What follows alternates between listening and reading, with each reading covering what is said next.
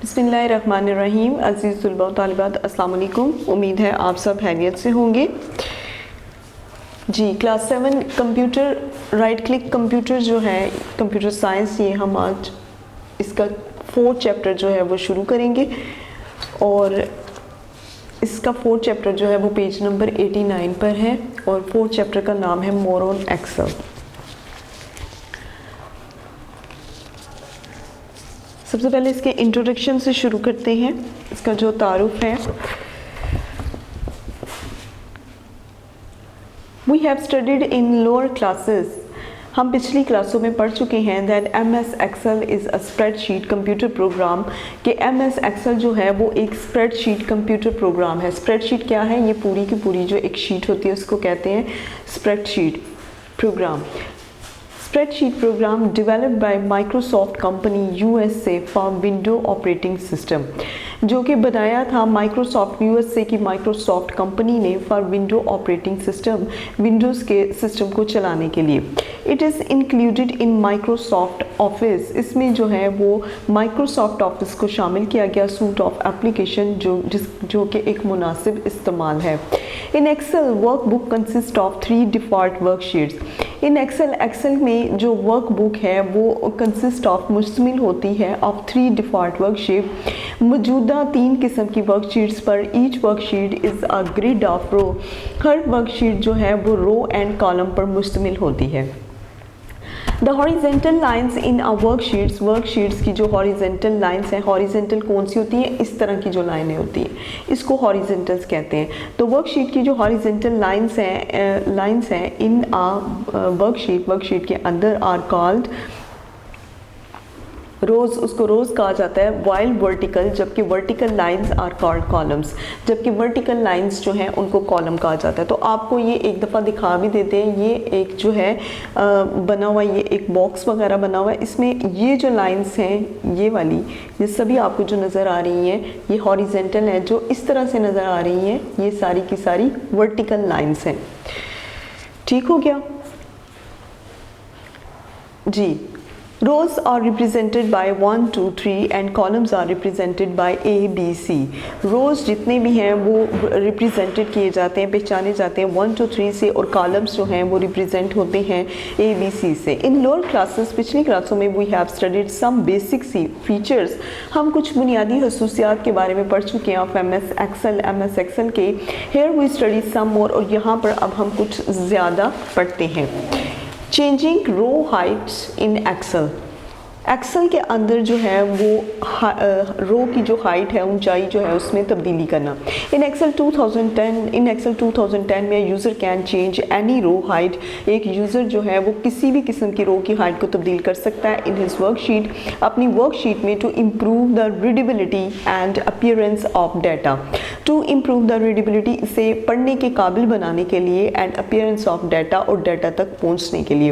Row height is measured in points, row की जितनी भी ऊंचाई होती है ये पॉइंट्स में नापी जाती है। Each point is equal to 0.035 centimetre, हर पॉइंट जो है वो 0.035 सेंटीमीटर के बराबर है। Based on the default 11 point Calibri font, मौजूदा 11 पॉइंट्स जो हैं वो कैलिब्री फॉन्ट पर मुश्तमिल होते हैं, यानी कि इसके अंदर एक फॉन्ट होता है। Default row height is 15 point, मौजूदा जो ऊंचाई होती है रो की वो 15 पॉइंट होती है। The row height can range between 0 to 409 points, row की जो ऊंचाई होती है उसकी रेंज हो सकती है तकरीबन 0 से लेकर 409 पॉइंट्स तक। To change the row height manually यानी कि खुद से अगर आप रो की हाइट को चेंज करना चाहते हैं तो position the mouse pointer on the bottom boundary. अब आपने क्या करना है कि माउस का जो पॉइंटर है उसकी पोजीशन को बॉटम बाउंड्री, नीचे की बाउंड्री तक लाना है ऑफ द रो की heading until it turns into a double, और तब तक इसको नीचे करते जाना है जब तक ये डबल नहीं हो जाता। साइडेड एरो, यानी कि इसके जो साइडेड एरो हैं ये डबल नहीं हो जाते, और ये आप देख रहे हैं इसका एरो एक तो सिंगल होता है लेकिन यहाँ पर ये जो है वो डबल एरो शो कर रहा है, तो तब तक आपने इसको नीचे लाना है जब तक ये डबल एरो शो नहीं करेगा। Drag until the desired row height is obtain, और तब तक आपने खींचना है जब तक आपकी मर्जी की रो की हाइट जो है वो आपको मिल नहीं जाती। उसके बाद है to set a row height to a specific setting. अब रो की हाइट को जो है वो एक खास किस्म की सेटिंग पर सेट करना। Click the format in the cells. अब सेल्स ग्रुप में जो है होम टैब के सेल्स ग्रुप में आपने फॉर्मेट को दबाना है। A drop down menu will appear. एक ड्रॉप डाउन मेन्यू जो है वो जाहिर हो जाएगा। Click row height option. इसके बाद आपने रो हाइट ऑप्शन को दबाना है। Row height dialog box will appear और रो हाइट डायलॉग बॉक्स जो है वो जाहिर हो जाएगा। Type the exact row height in row height dialog box. अब आपने एग्जैक्ट रो हाइट को टाइप करना है in row height dialog box में। रो हाइट डायलॉग बॉक्स में आपने रो हाइट को जो है वो क्लिक करना है। देन क्लिक ओके बटन और उसके बाद आपने ओके बटन को दबाना है। To change row height automatically. अब ऑटोमेटिकली रो की जितनी भी ऊंचाई है उसको चेंज करने के लिए number 1 step to change the row height automatically. Change करने के लिए, तब्दील करने के लिए रो की लंबाई को automatically so that it fits the tallest entry in the row, जो कि फिट हो जाएगा सबसे लंबी सी एंट्री पर रो की। Perform following steps. कुछ जो स्टेप्स हैं आपको परफॉर्म करना पड़ेंगे। Number 1 click the format in the cells group of home tab. Home tab के सेल्स ग्रुप में आपने फॉर्मेट को दबाना है। A drop down menu will appear. एक ड्रॉप डाउन मेन्यू जो है वो जाहिर हो जाएगा। Click the auto fit row height option और उसके बाद आपने auto fit row height option को जो है वो दबा देना है। Changing column width. To change the width of column manually. अब विड्थ क्या है, उसकी जो चौड़ाई होती है उसको बदलने के लिए खुद से अगर आप बदलना चाहते हैं to change the width of column manually. अब कॉलम की खुद अगर आप कॉलम की चौड़ाई को बदलना चाहते हैं तो number 1 position the mouse pointer on the right boundary of a column. आपने माउस पॉइंटर की जो पोजीशन है उसको कॉलम की राइट बाउंड्री की तरफ जो है वो लेके जाना है। Heading until it position the mouse pointer on the right. Number 1 position the mouse pointer on the right boundary. आपने उसको जो है वो राइट बाउंड्री की तरफ लेके जाना है कॉलम की। Until it turns into a double sided arrow. जब तक कि ये डबल साइड एरो में तब्दील नहीं हो जाता और ये आप डबल साइड एरो जो है वो देख रहे हैं। Number 2 drag until the desired column width is obtained. और फिर तब तक खींचे जब तक कि आपको उतनी चौड़ाई नहीं मिल जाती जितनी कि आप चाहते हैं। Next to set the column to specific width. अब कॉलम को जो है वो खास किस्म की चौड़ाई में सेट करने के लिए number 1 click the format in the cell group of home tab. Home tab के सेल्स ग्रुप में आप लोगों ने क्या करना है, फॉर्मेट को दबाना है। A drop down menu will appear. एक ड्रॉप डाउन मेन्यू जो है वो जाहिर हो जाएगा। Number 2 click menu width option from the menu. अब आपने मेन्यू विड्थ ऑप्शन को जो है वो मेन्यू से दबाना है। Column width dialog box will appear. तो फिर विड्थ डायलॉग बॉक्स जो है वो जाहिर हो जाएगा। Type the exact column width. अब आपने जो है वो exact column width in column में एग्जैक्ट कॉलम विड्थ में जाना है, बॉक्स की तरफ जाना है। देन क्लिक ओके बटन और फिर आपने ओके बटन को दबा देना है। Change the column width automatically. अब ऑटोमेटिकली कॉलम को चेंज करने के लिए to change the column width automatically जो है अगर आप कॉलम की चौड़ाई को चेंज करना चाहते हैं, तब्दील करना चाहते हैं, so that it fits the widest entry, ताकि ये जो है चौड़ाई इतनी एंट्रीज की हो जितनी कि आप चौड़ाई चाहते हैं। Double click the boundary on the right side of the column heading. अब आपने कॉलम हेडिंग की जो राइट साइड पे जो कॉलम हेडिंग है उसके ऊपर आपने डबल क्लिक करना है और click the format in the cell group of home tab. Home tab के सेल ग्रुप में आपने फॉर्मेट को दबाना है। A drop down menu will appear और फिर एक ड्रॉप डाउन मेन्यू जो है वो जाहिर हो जाएगा। Number 2 click auto fit column width option from the menu. अब आपने जो है वो auto fit column width option में जाना है मेन्यू के। Inserting new rows and columns. We can insert a new row above a selected row. अब हम लोग जो है एक नई रो को शामिल कर सकते हैं above a selected row, जो कि selected row के ऊपर है, and column to the left of a selected column. और फिर column को भी जो कि selected column की left side पर है। We can also delete a row or column. हम लोग अगर एक रो में एक मौजूदा रो के अंदर जो है रो भी पैदा कर सकते हैं, एक नई रो बना भी सकते हैं और एक कॉलम के अंदर एक नया कॉलम भी बना सकते हैं। We can also delete a row और कॉलम और फिर इसके बाद हम कॉलम और या फिर रो को जो है वो डिलीट भी कर सकते हैं, ख़त्म भी कर सकते हैं। Inserting new row. Do one of the following. Method 1, to insert a row between 9th and 10th row. अगर आप 9th और 10th रो के अंदर जो है एक नई रो जो है वो शामिल करना चाहते हैं, select the 10th row by clicking on its number. तो फिर आपने 10th रो को जो है दबाना है उसके नंबर पर, प्रेस शॉर्टकट की CTRL++। अब आपने shortcut key control plus the new row will be inserted, इसको दबाना है तो फिर नई रो जो है वो शामिल हो जाएगी बिटवीन 9th एंड 10th रो, 9वीं और 10वीं रो के अंदर। Method 2, to insert a row between 9th and 10th row. अब आपने शामिल करने के लिए 9th और 10th रो के दरमियान जो है एक नई रो बनाने के लिए सिलेक्ट द 10th रो और एनी सेल ऑफ 10th रो। या तो आपने 10th रो को सिलेक्ट करना है या किसी भी किस्म के सेल को 10th रो के, एंड राइट क्लिक और drop down menu will appear. और फिर आपने राइट क्लिक करना है, राइट साइड पे दबाना है तो एक ड्रॉप डाउन मेन्यू जो है वो अपीयर हो जाएगा, जाहिर हो जाएगा। अच्छा, यहाँ पर मैं आपको बता दूँ कि ये जो है इसको सेल कहते हैं। ये जो एक बॉक्स बना हुआ आपको नज़र आ रहा है ना, ये इसको हम जो है ये सेल कहते हैं। तो वो कहते हैं कि या तो आप रो के 9th और 10th रो के दरमियान आप क्लिक करें या फिर इस सेल के ऊपर आप क्लिक करें, तो फिर एक नई रो जो है वो बन जाएगी। उसके बाद है क्लिक एंड इंसर्ट ऑप्शन। फिर उसके बाद आपने एक और ऑप्शन के ऊपर दबाना है, new row will be inserted between 9th and 10th row. तो फिर नई रो जो है वो 9वीं और 10वीं रो के दरमियान बन जाएगी। मेथड नंबर 3 यानी कि तीसरा तरीका इसका क्या है, to insert a row between 4th and 5th row, right click in any cell of the 5th row to insert a row. एक नई रो जो है वो शामिल करने के लिए बिटवीन 4th एंड 5th रो, 5वीं, चौथी और 5वीं रो के दरमियान right click in any cell of the 5th row. अब किसी भी 5th रो के जो सेल में है उस पर राइट क्लिक करें and a drop down menu will appear. तो फिर एक ड्रॉप डाउन मेन्यू जो है वो जाहिर हो जाएगा। Click on insert option and insert dialog will appear. जब आप इंसर्ट ऑप्शन को दबाएंगे एंड इंसर्ट डायलॉग बॉक्स, तो फिर एक इंसर्ट डायलॉग बॉक्स जो है वो जाहिर होगा। सिलेक्ट द इंटायर रो, आपने इंटायर रो को सिलेक्ट करना है, मुंतखब करना है and then click okay button, और उसके बाद आपने ओके बटन को दबाना है and a new row will be inserted between 4th and 5th row। फिर एक नई किस्म की रो जो है वो शामिल हो जाएगी जो चौथी और 5वीं रो के दरमियान होगी। Method number 4, to insert new row between 4th and 5th row.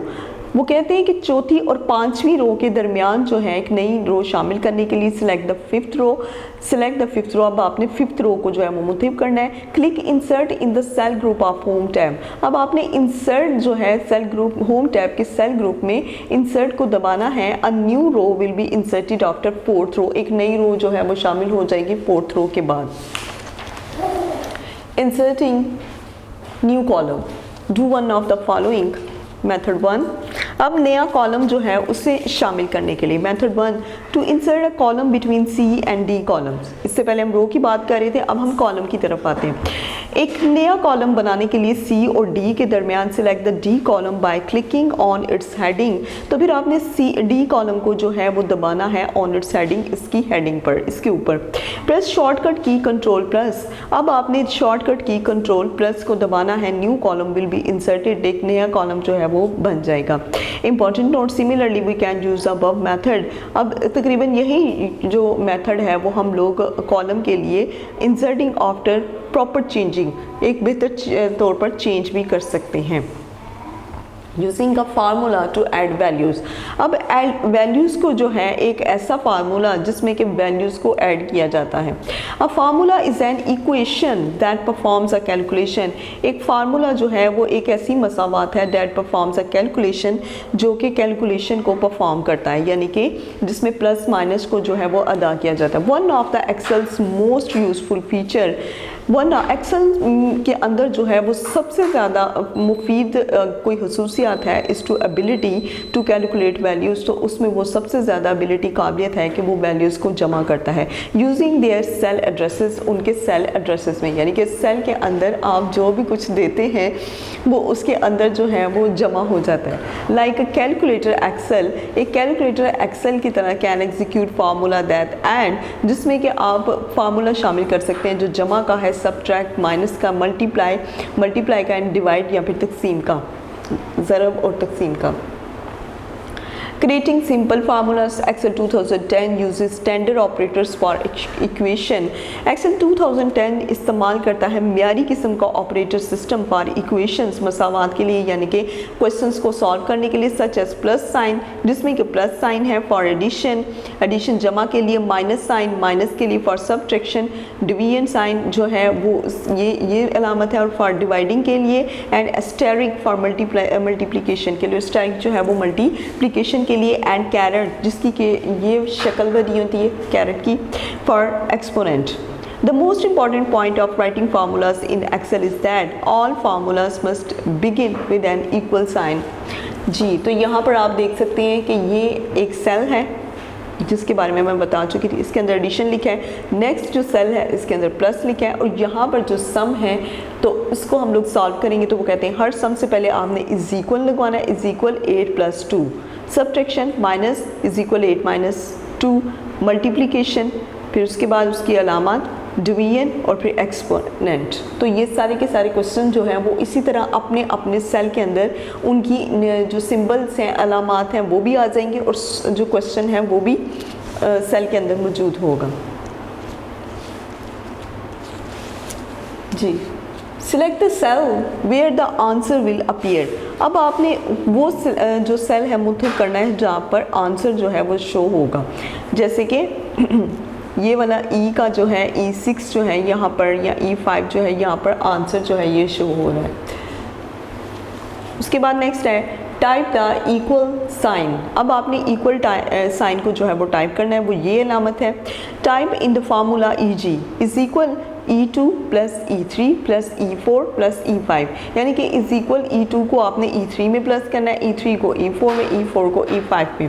Press enter, फिर उसके बाद एंटर को दबाना है। The formula will be calculated. अब ये जितना भी फार्मूला ऊपर दिया गया है ये सारे का सारा जमा हो जाएगा, and the value will be displayed, और वैल्यू जितनी भी है वो जाहिर हो जाएगी।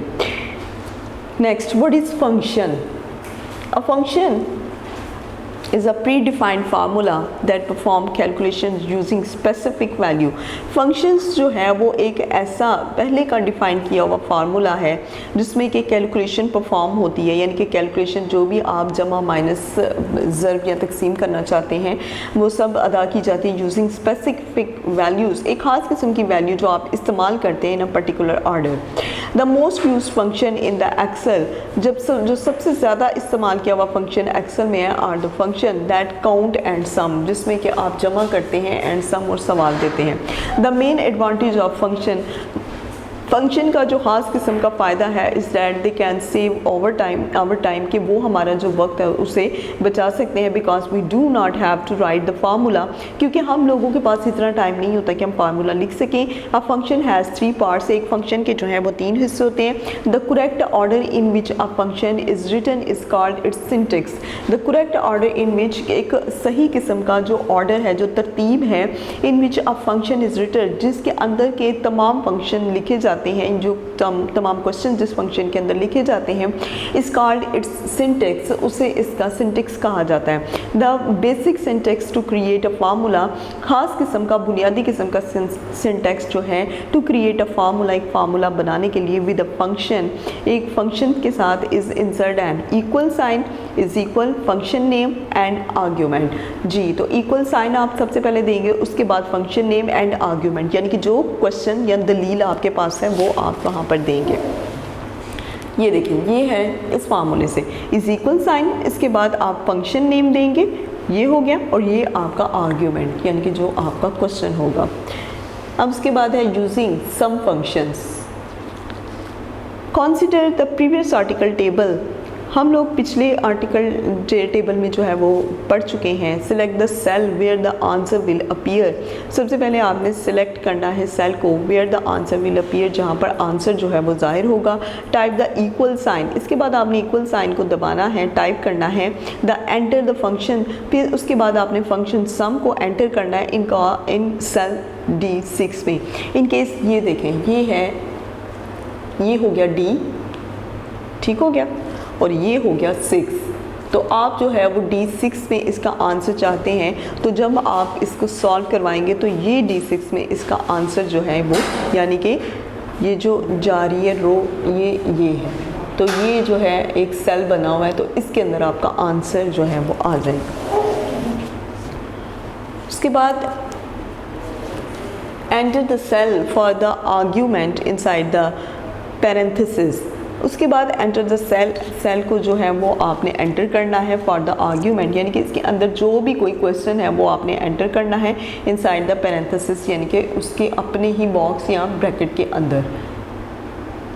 प्रेस एंटर, उसके बाद एंटर को दबाना है। The result will appear in the cell D6, तो जो भी रिजल्ट आएगा वो आपका, जब आप एंटर को दबा देंगे तो ये D हो गया, ठीक हो गया, इस रो में ये D6, और D6 में जो है वो आपका आंसर आ जाएगा। ओके, अब आते हैं using AutoSum command.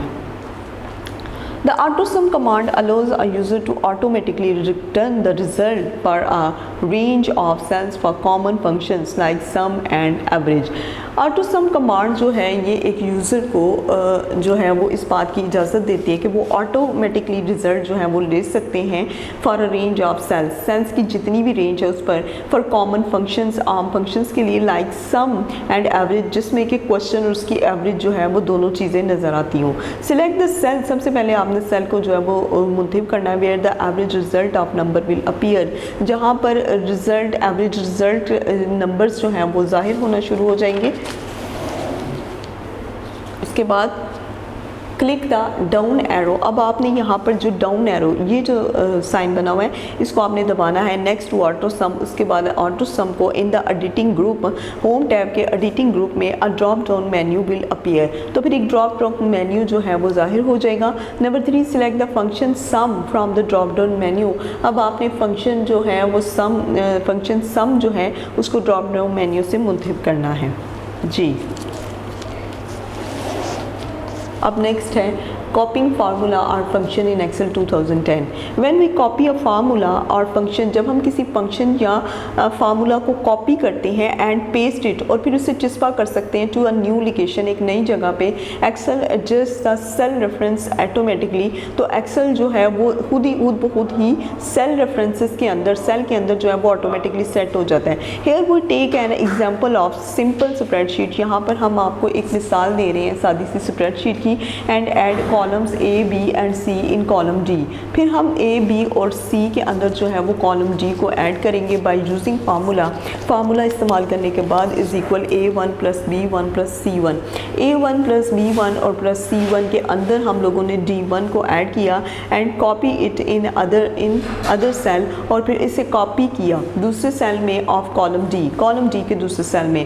Again add A, B and C column, उसके बाद दोबारा से हमने A, B और C कॉलम को इन F बाय यूजिंग फंक्शन सम, और F को जो है वो यूजिंग फंक्शन इस्तेमाल करने के लिए हम लोगों ने फिर सम लिखा इन F1 में एज इज इक्वल, जैसे कि लिखा जाता है कि सबसे पहले आपने इज इक्वल की अलामत देनी है, उसके बाद सम क्वेश्चन, और फिर उसके बाद जो है वो आपने इसका जितना भी क्वेश्चन है या जितना भी आर्ग्यूमेंट है वो लिखना है एंड कॉपी इट, और फिर इससे आपने कॉपी कर लेना है इन द रिमेनिंग कॉलम, जो भी कॉलम है आपके पास।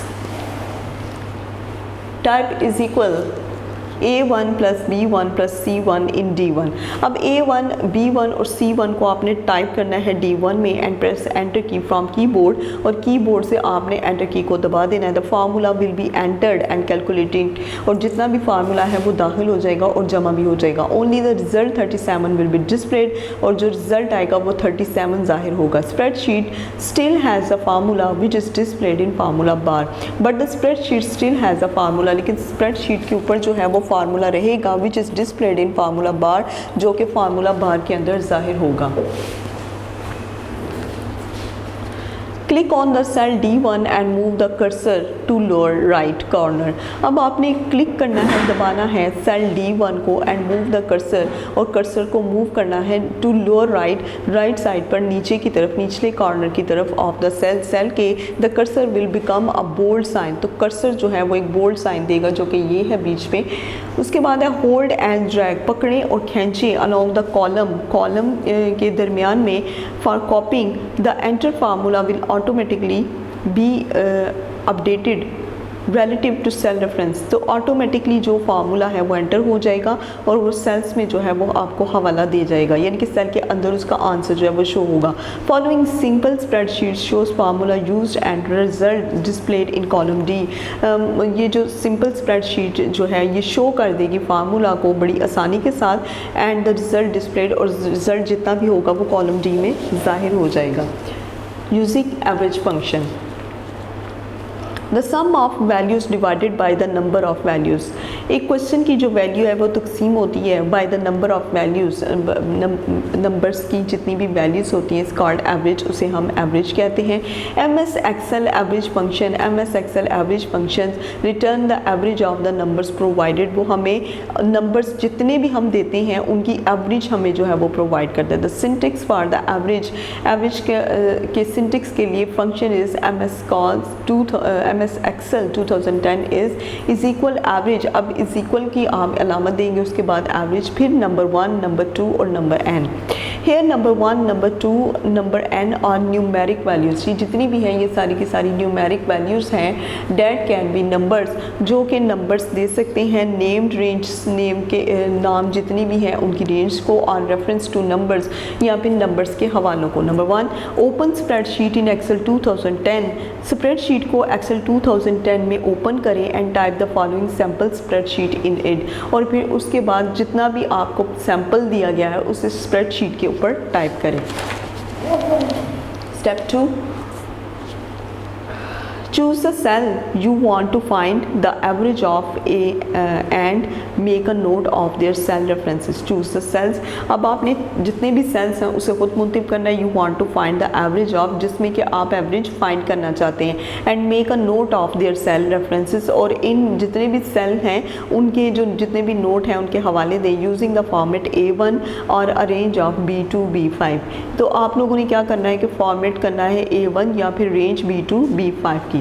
स्टेप 3, एंटर एवरेज रेंज, इसके बाद आपने enter is equal average range, average range को एंटर करना है इन एनी एम्प्टी सेल, किसी भी किस्म के खाली सेल में, and replace range with the cells, और फिर उसके बाद आपने रिप्लेस करना है यानी कि तब्दील करना है रेंज को विद द सेल्स, सेल्स के साथ you want to find the average of, जितनी एवरेज आप चाहते हैं। For example, to find average of cell A1, मिसाल के तौर पर आप सेल A1 की जो एवरेज है वो आप देखना चाहते हैं या तलाश करना चाहते हैं थ्रू A6 से, एंटर इज़ इक्वल एवरेज, तो फिर आप क्या करेंगे, इज़ इक्वल एवरेज A1, फिर उसके बाद जो है वो A6 यानी कि जितनी भी आर्ग्यूमेंट है वो लिखेंगे इन एनी एम्प्टी सेल, किसी भी एम्प्टी सेल के अंदर, एंड प्रेस एंटर की, और उसके बाद आप एंटर की को दबा देंगे। The function will calculate the desire average, और जितना भी फंक्शन होगा वो खुद ब खुद आपकी एवरेज के मुताबिक जो है वो कैलकुलेट हो जाएगा। Based on the Excel spreadsheet above, Excel spreadsheet के ऊपर द फॉलोइंग एवरेज एग्जांपल्स, जितनी भी एवरेज एग्जांपल्स हम लोगों ने दी हैं वुड रिटर्न, वो आ जाएंगी इज इक्वल, मतलब average C1 C4 result is equal 8, फिर is equal average D1 D5 result 18.2। Next है using of min function. Min function is use to determine the lowest value in a range of cells. Min functions जो है वो मुअय्यन करने के लिए, सबसे कम value को मुअय्यन करने के लिए in a range of cells की रेंज में। फॉर एग्जांपल, मिसाल के तौर पर the following formula will find the lowest value in cell C2 C8, यानी कि इज़ इक्वल मिन आप लिखेंगे जो कि सम है C2, फिर उसके बाद argument C2 C8।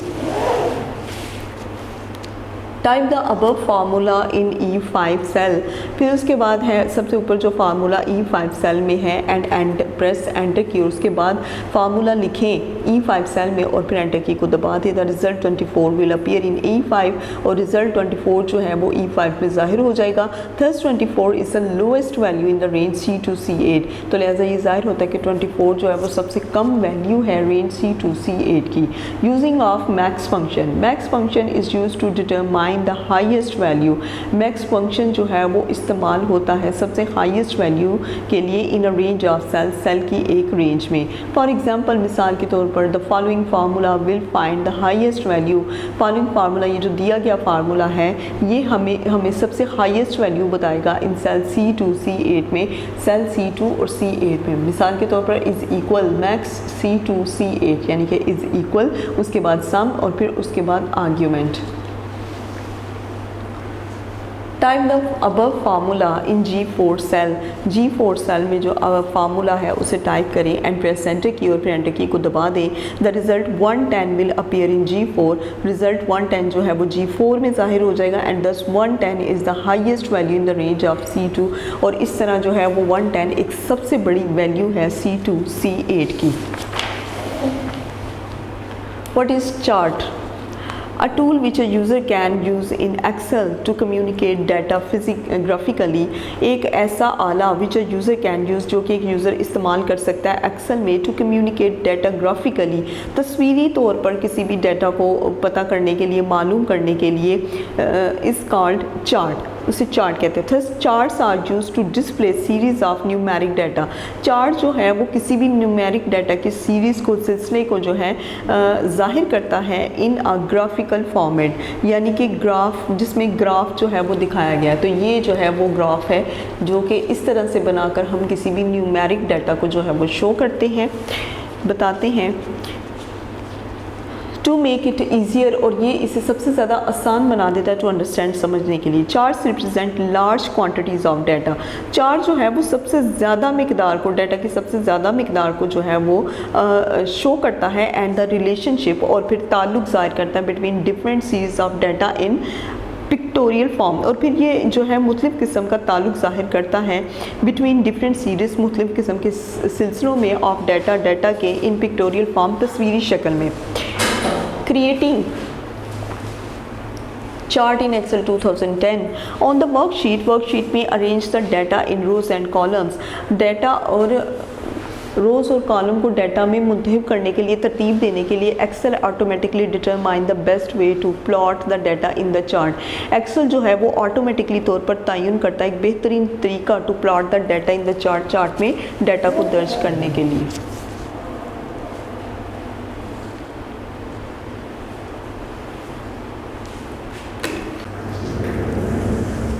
Select the sales, उसके बाद आपने सेल्स को मुंतखब करना है that contain the data to be used for chart, जिसमें कि डाटा जो है वो चार्ट के लिए सारे का सारा इस्तेमाल होता है। On the insert tab in the charts group, charts group के अंदर इंसर्ट टैब जो है, क्लिक ऑन बार टूल, उस पर आपने बार टूल पर क्लिक करना है, दबाना है। Drop down menu will appear, एक ड्रॉप मेन्यू जो है वो ज़ाहिर हो जाएगा which shows different types of bar charts, जो कि शो करता है बहुत किस्म के बार चार्ट्स को।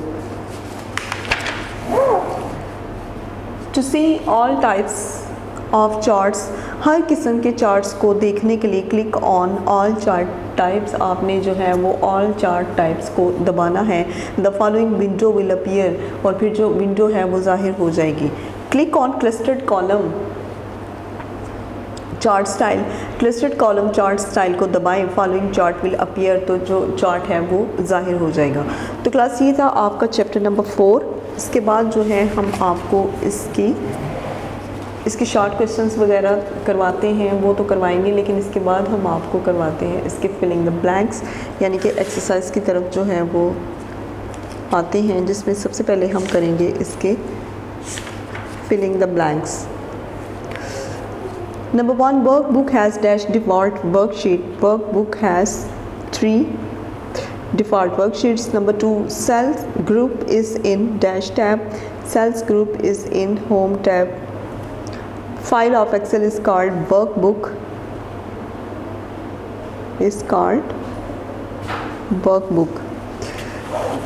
row height is measured in points.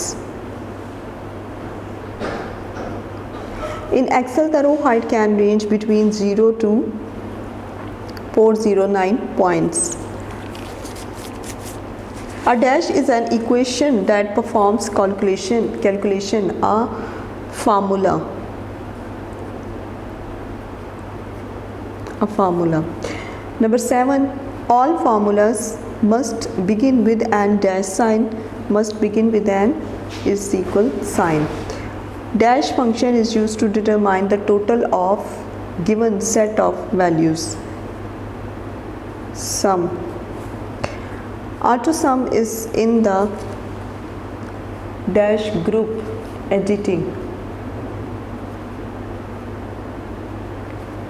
group of home tab. A tool which a user can use in Excel to communicate data graphically is called chart. जी class, तो अब इसके बाद है select the correct answer. Correct answer को जो है वो सिलेक्ट करें.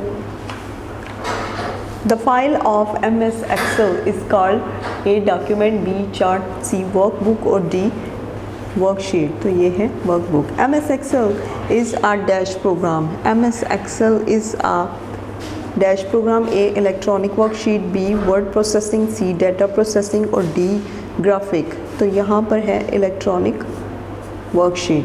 There are dash rows in worksheet. There are dash rows 1084576, 1248576, 1048570 और डी ऑप्शन 1048870. तो ये है इसका ए ऑप्शन 1048576. फिर नेक्स्ट है a worksheet is a grid of row and words, B charts, 3 lines और डी कॉलम. तो ये होगा डी कॉलम.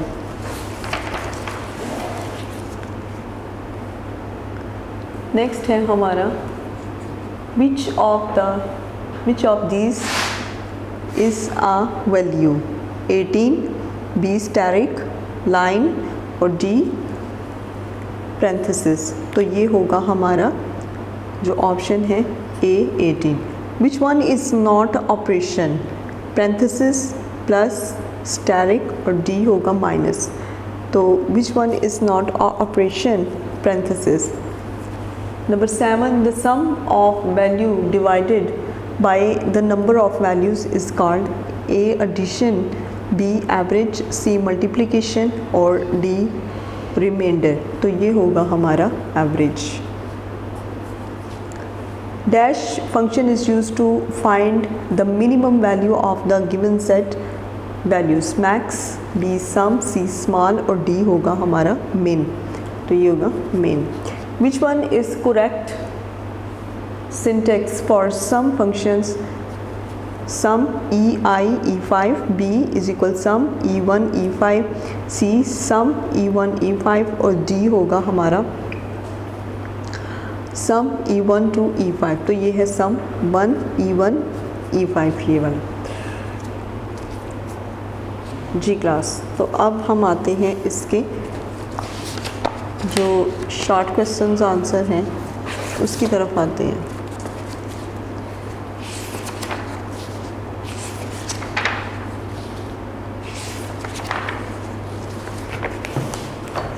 हाँ जी,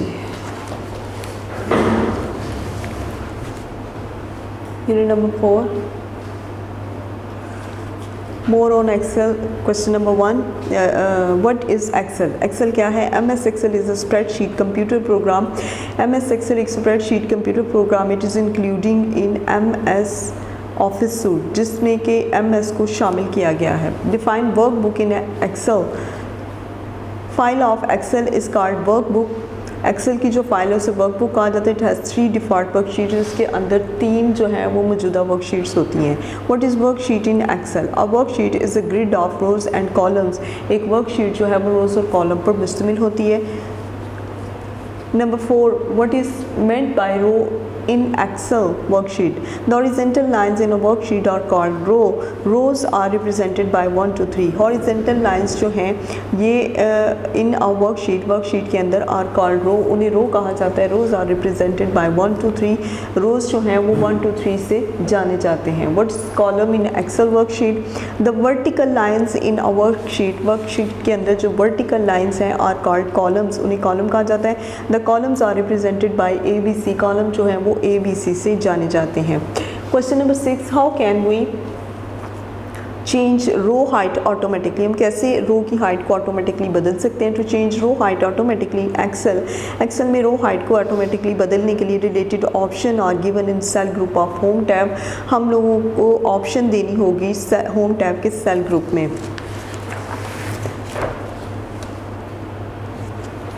right the procedure to change the column width automatically, जी प्रोसीजर तरीकाकार लिखें ऑटोमेटिकली जो है वो कॉलम को बदलने के लिए। अ user can change the column width automatically bye double click, एक यूज़र जो है वो कॉलम की चौड़ाई को ऑटोमेटिकली बदल सकता है डबल क्लिक करने से द बाउंड्री को on the right side of the column heading की राइट साइड की तरफ। Define the term formula in Excel में a formula is an equation, formula जो है वो मसावात है डेट परफॉर्म अ कैलकुलेशन, जो कि कैलकुलेशन को परफॉर्म करता है।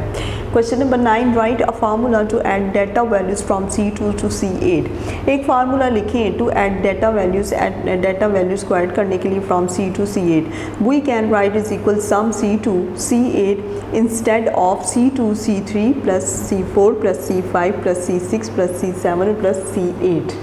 Question number 10, why do we use formulas during calculating in Excel, हम लोग फार्मूला क्यों इस्तेमाल करते हैं ड्यूरिंग कैलकुलेटिंग, जमा करने के लिए या फिर माइनस वगैरह कैलकुलेट करने के लिए इन एक्सेल में।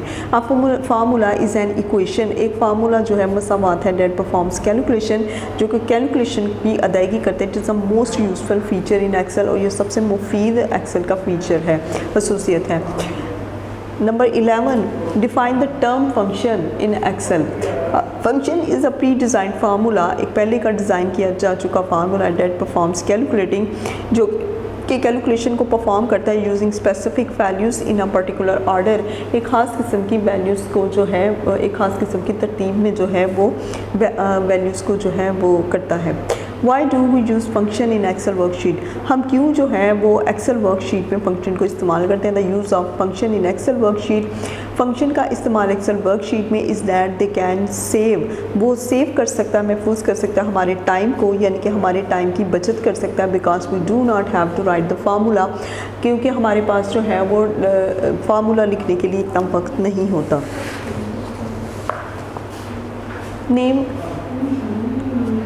Name the 3 parts of a function, 3 parts लिखिए ऑफ अ फंक्शन, एक फंक्शन के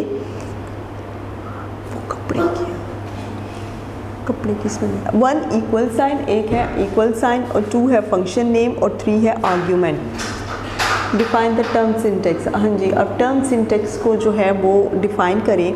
the correct order in which a function, एक ख़ास किस्म की तरतीब जिसमें कि फंक्शन इज़ रिटन, लिखा जा चुका है, इज़ कॉल्ड इट्स सिंटेक्स, उसे इसका सिंटेक्स कहते हैं। Question number 15, if the argument of function is D3 और D9, अगर फंक्शन का जो आर्ग्यूमेंट है वो D3 और D9 है, then write the formula for the function sum, फिर आप जो है फंक्शन सम का फार्मूला लिखें। आंसर इज़ इक्वल सम, यानी कि आंसर, फिर उसके बाद फंक्शन, और फिर उसके बाद उसका argument. Question number 16, write 4 important functions which are used in Excel, write 4 important functions which are used in Excel, 4 किस्म के अहम फंक्शन लिखे which are used in Excel, जिसमें कि एक्सेल जो है वो इस्तेमाल होता है। मुझे नहीं आ रही, इनको बोले वो सर्फ एक्सेल से धो के ना, तो वो मारे सब से धो के मारे, वो सब की खुशबू जाएगी बीच में। 1 sum, 2nd average, 3rd mean and 4th max. Question number 17, what is the purpose of sum function, sum function का मकसद जो है वो क्या है। Sum function is used to determine the total of a given set of values, sum functions जो है is used, वो इस्तेमाल होता है to determine time total, time total को जो है जितना भी टाइम टोटल दिया होता है उसको महफूज करने के लिए of a given set of values की जितनी भी सेट की जितनी भी वैल्यू दी गई है। Why do we use average function, average function is used to determine the average of a given set of values. Question number 19, define the term chart, a tool which a user can use, एक ऐसा आला जिसमें कि एक user इस्तेमाल कर सकता है इन एक्सेल को टू कम्युनिकेट डाटा ग्राफिकली स्कार्ड, ग्राफिकली यानी कि तस्वीरी तौर पर जो है वो डाटा को कम्युनिकेट करने के लिए स्कार्ड चार्ट, हम उसे चार्ट कहते हैं। Why do we use chart on worksheets, हम वर्कशीट्स में चार्ट का क्यों इस्तेमाल करते हैं। The charts are use to display series of numeric data, chart जो है वो जाहिर करता है न्यूमेरिक डाटा के सीरीज़ को इन अ ग्राफिकली फॉर्मेट, तस्वीरी शक्ल में, to make it easier to understand, इसे आसान बनाने के लिए या समझने के लिए।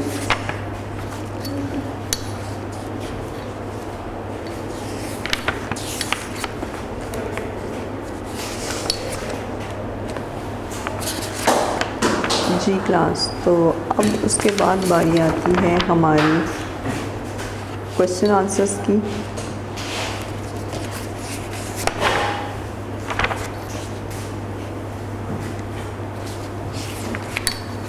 Question number 1, long questions.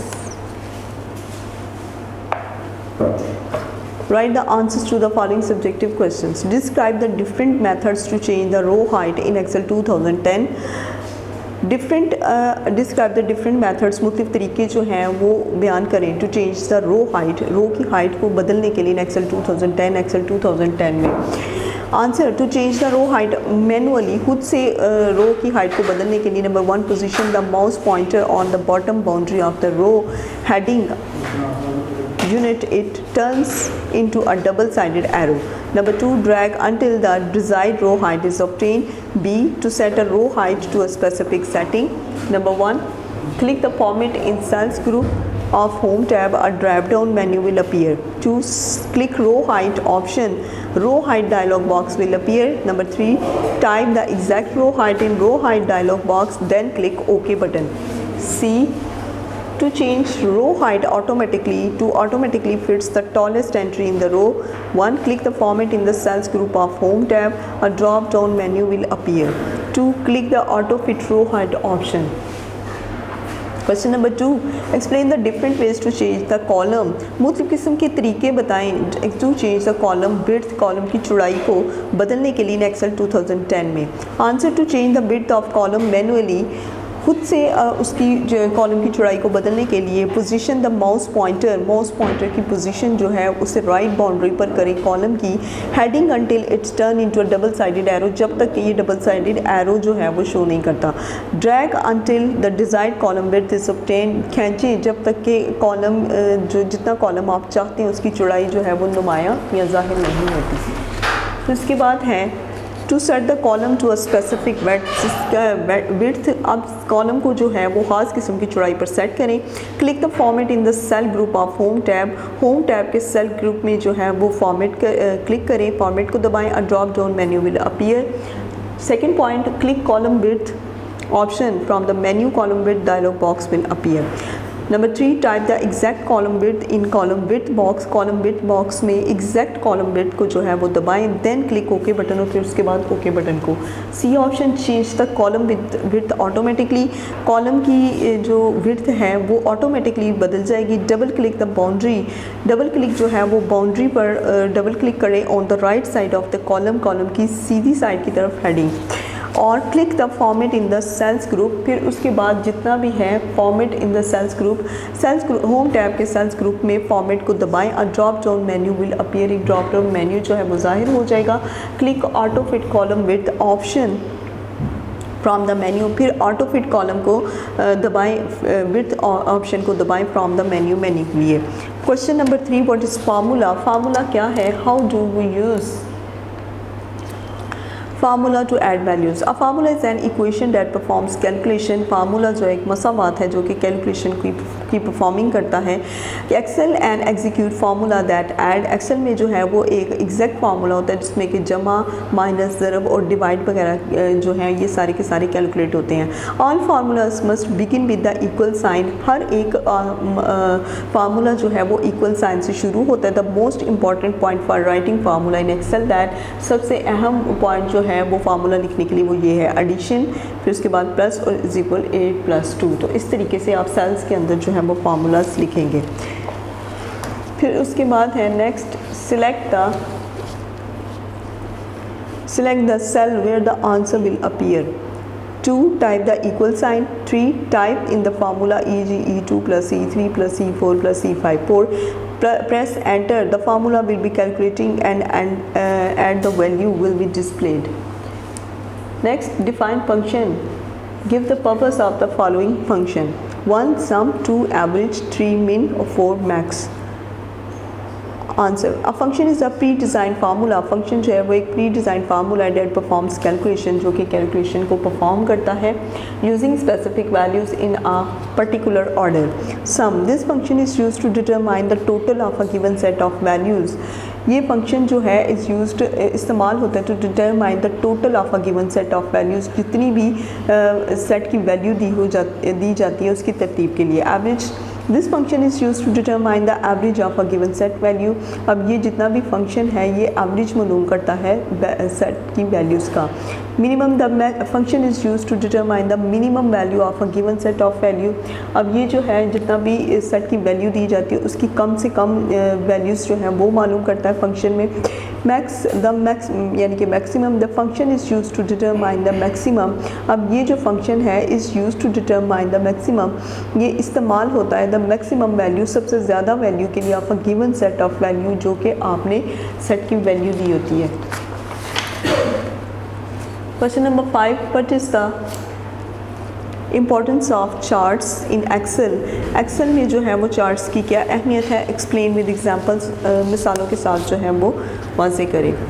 A tool use in Excel to communicate data graphically is called chart. एक ऐसा आला एक्सेल के अंदर जो कि तस्वीरी तौर पर जो है वो डाटा को शो करता है इस कॉल्ड चार्ट, उसे चार्ट कहते हैं. Number 2. Charts are use to display series of numeric data in a graphical format.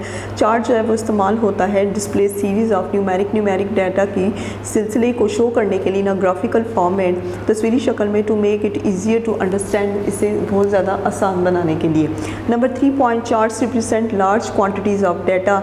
Charts जो है वो बहुत बड़ी मिकदार डाटा की बहुत बड़ी मिकदार को शो करता है. एंड द रिलेशनशिप और ताल्लुक between different series of data in pictorial form. और फिर ताल्लुक को between different series of data की मुख्तलिफ किस्म की सीरीज़ के दरमियान तस्वीरी शक्ल में. Creating chart in Excel 2010. On the worksheet पर arrange the data in rows and columns. Data को तरतीब दें रोज़ और कॉलम्स में. Excel automatically determines the best way. Excel जो है वो खुद ब खुद एक बहुत अच्छा तरीका है to plot the data in the chart, तस्वीर के लिए चार्ट में डाटा शो करने के लिए. नंबर 2. Select the cells. अब इसके बाद आपने सेल को मुंतखब करना है that contain the data to be used for chart, जिसमें कि डाटा मुश्तमिल होता है टू बी यूज्ड इस्तेमाल होने के लिए चार्ट पर.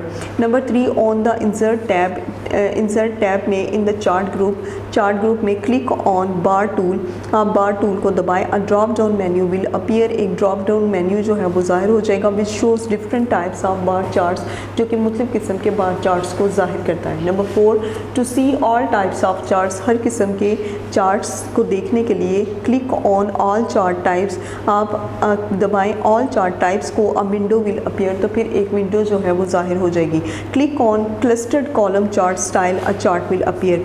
अब आप क्लस्टर्ड कॉलम चार्ट को जब दबाएंगे तो फिर एक चार्ट जो है उसमें एक ही चार्ट ज़ाहिर होगा, सारे के सारे शो नहीं होंगे.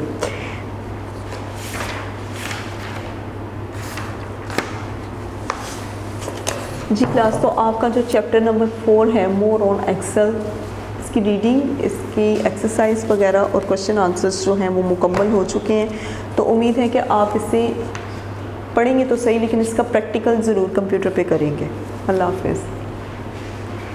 वीडियो पसंद आई तो लाइक करें, अपनी राय कमेंट करें. ऐसे ही मजीद वीडियोस के लिए हमारा चैनल सब्सक्राइब करें और बेल का आइकन दबाएं ताकि आपको हर वीडियो का नोटिफिकेशन मिलता रहे.